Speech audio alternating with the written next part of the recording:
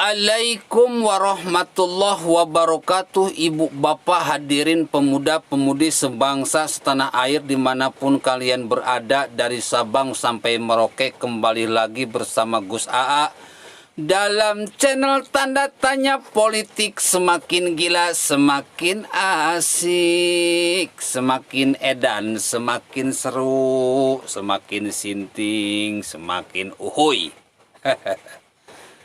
Sekarang saya akan membahas masalah yang lagi rame saat ini, yaitu Forum Mujahid Tasikmalaya laporkan Denny Siregar ke polisi. Eleh si Gubar Gabel, eta irung acawa kutil menijiga onel-onel. Apa katanya ini? Tasikmalaya,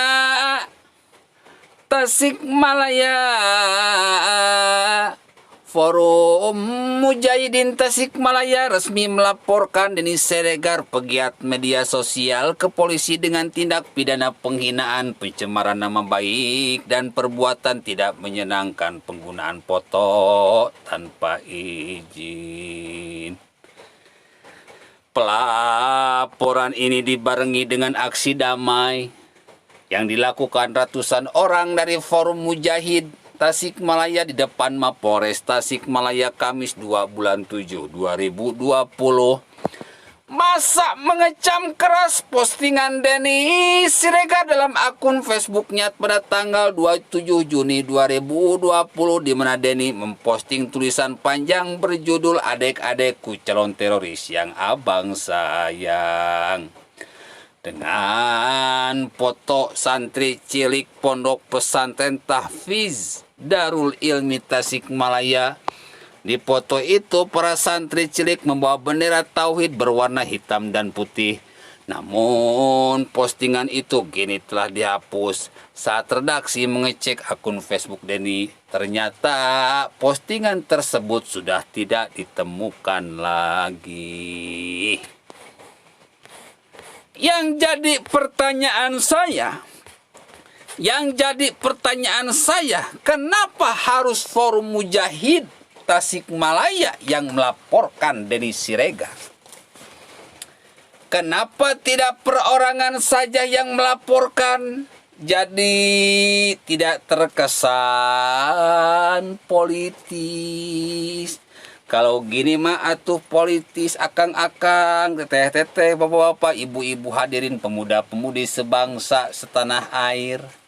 Ini mah namanya ingin tenar. Forum Mujahid Tasikmalaya ingin tenar. Ustadz atau ulama pesantren Tahfiz Darul Ilmi Tasikmalaya ingin tenar. Juga pesantrennya ingin tenar. Dengan tenar berarti muridnya, santrinya bisa banyak.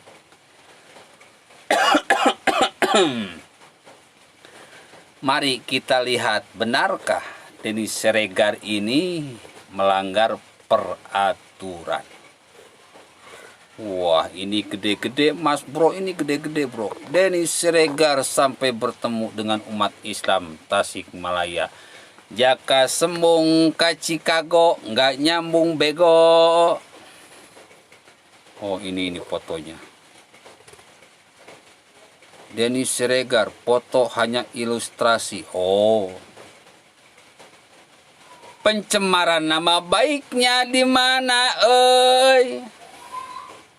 Di sini fotonya tidak ada tanggal, tidak ada pemilik. Ini mah foto milik bersama atuh, Nggak ada kasus pidana atuh, Belah mana kasus pidana atuh, pencemaran nama baiknya di mana atuh,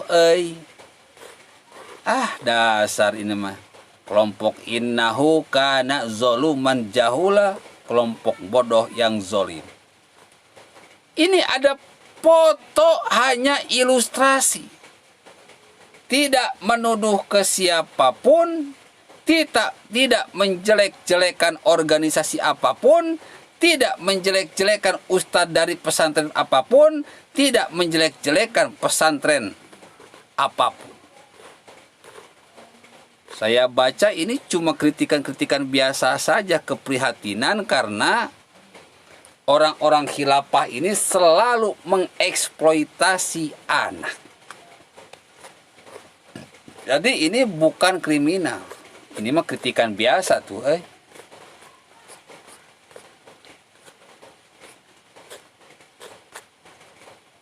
Saya teringat Agim pernah bilang bahwa Agim berterima kasih kepada Ahok.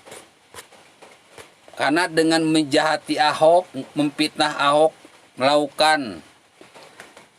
melakukan penistaan agama, Agim kini menjadi Ustadz kondang kembali.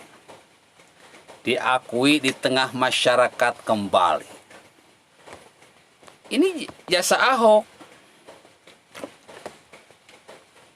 Di mana asalnya nama baik dari Agim ini terpuruk karena kasus poligami. Dengan menjahati Ahok, Agim sukses mengembalikan kekondangannya kembali. Tidak hanya Agim, bro. Ustadz Somad dengan menjahati Ahok dan Jokowi sukses menjadi Ustadz kondang. Ustadz Adi Hidayat dengan sukses menjahati Ahok dan Jokowi kini menjadi Ustadz kondang. Habib Rizik dengan menjahati Ahok dan Jokowi sukses menjadi Habib kondang. Habib Bahar dengan menjahati Ahok dan Jokowi sukses menjadi Habib kondang. Ustadz Maher, Ustadz Tengku Zulkarnain, Sugik Nur, Buya Yahya, Waloni Yahya, dengan berbuat jahat pada Ahok dan Jokowi, mereka semua sukses menjadi orang yang terkenal, orang-orang yang kondang, ulama-ulama yang terkenal, ulama-ulama yang kondang. Mereka sadar bahwa pendukung Jokowi ini banyak. Maka ketika mereka menjahati Ahok, ketika mereka menjahati Jokowi, secara tidak sengaja mereka ini mendapatkan promosi gratis. Tenar dengan menjahati Ahok dan Jokowi. Ketenaran boleh kalian dapatkan. Tetapi ingat, ala laknatullah ala dzalimin. Tetapi laknat Allah itu sudah pasti kalian terima pula. Bismillahirrahmanirrahim. Liyahmilu awzarahum kamilatan yawmal qiyamah. Banyak dari ucapan-ucapan mereka menyebabkan mereka menanggung dosa yang sempurna di akhirat. Wa min awzaril ladzina yudhillunahum bighairi ilm. Dan mereka menanggung dosa-dosa orang-orang yang sudah mereka sesatkan. Kalau dihitung-hitung pahalanya serem, mas bro. Kebaikan yang sudah mereka kumpulkan, amal soleh yang sudah mereka kumpulkan, seperti kentut. Baunya tercium, bentuknya gak ada. Na'udzubillah, summa na'udzubillah. Inilah orang-orang yang dilaknat oleh Allah Subhanahu wa Ta'ala. Maka saya ucapkan selamat kepada orang-orang yang memperoleh ketenaran dengan cara menjahati Jokowi dan Ahok. Mampus kalian di akhirat. Jadi perkara pelaporan Denny Siregar ini politis. Mereka cuma ingin mencari ketenaran. Forum Mujahidin Tasikmalaya jadi tenar. Ustadz pesantren tersebut jadi tenar. Pesantren tersebut jadi tenar sehingga banyak santrinya nanti. Tetapi ingat, ketenaran yang kalian dapatkan akan melemparkan kalian ke dalam laknat Allah Subhanahu wa ta'ala. Na'udzubillah tsumma na'udzubillah. Ibu, bapak, hadirin pemuda-pemudi sebangsa setanah air. Pantes saja bro, kalau demo 212 selalu banyak. Dilihat di atas kelihatannya banyak, padahal aslinya sedikit. Kata mereka demo 212 ini ada 13 juta orang. Mari kita pakai otak. Orang-orang khilafah ini suka mengeksploitasi anak, menghalalkan segala cara untuk mencapai tujuannya. Bagaimana caranya supaya demo ini terlihat banyak. Mereka bawa anak-anaknya. Jika ada dalam satu keluarga 4 orang anak, maka yang ikut demo misalkan ada 3.000 orang, maka 3.000 dikali 4 sama dengan 12.000 orang.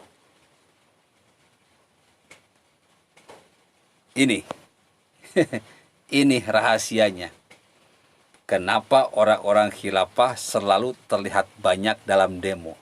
Mereka selalu mengeksploitasi anak.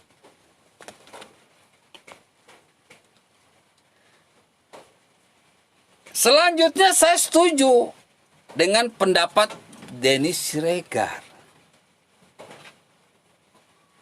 Jika masih kecil saja sudah dicocoki dengan fitnah, maka dia akan menjadi tukang fitnah. Jika masih kecil saja sudah dicocoki dengan kebencian, maka dia akan menjadi kelompok seseorang pembenci. Jika masih kecil aja sudah diajarkan radikal, maka ketika sudah besar, yakinlah dia akan menjadi teroris.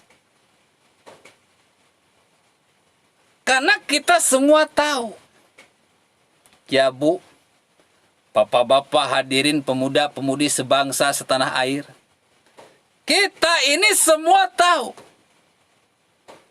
Palestina hancur lebur, Palestina acak-acakan, Palestina berantakan ketika bendera hitam putih itu berkibar.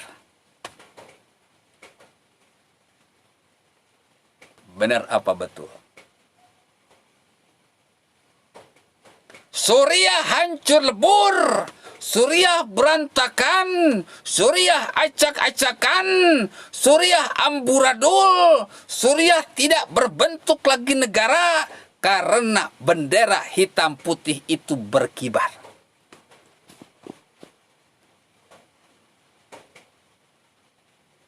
Sekarang saya mau tanya, wahai rakyat Indonesia dari Sabang sampai Merauke, yang berbeda suku, agama, ras, dan golongan, apakah kalian rela NKRI jadi seperti Suriah, NKRI jadi seperti Palestina, acak-acakan, berantakan, hancur lebur karena perang saudara, karena bendera hitam putih itu berkibar? Mau Indonesia seperti Suriah? Mau Mau Indonesia seperti Palestina, negara tak berbentuk negara karena terus-menerus perang saudara. Bendera hitam putih itu bendera perang. Dan mereka ini wajar di Indonesia terus-menerus bikin keributan karena mereka ingin perang.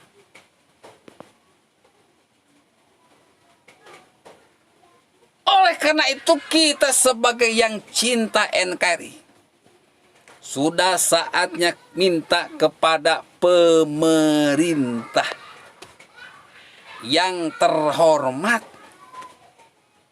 untuk membekukan semua aktivitas kegiatan simbol-simbol kelompok ormas yang benderanya hitam putih, yang sudah menghancurkan Suriah, yang sudah menghancurkan Palestina, yang sudah menghancurkan Irak, yang sudah menghancurkan negara-negara di Timur Tengah. Kalau komunis PKI mau ganti sistem, dibekukan, diturunkan TAP MPR,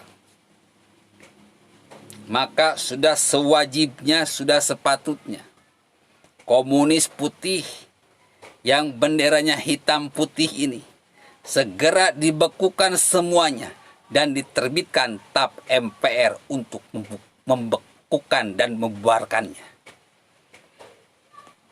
Jika tidak, pelan tapi pasti NKRI akan berganti sistem. Disitulah kalian akan menyaksikan kehancuran NKRI. Billahil taufiq wal hidayah. Wassalamualaikum warahmatullahi wabarakatuh.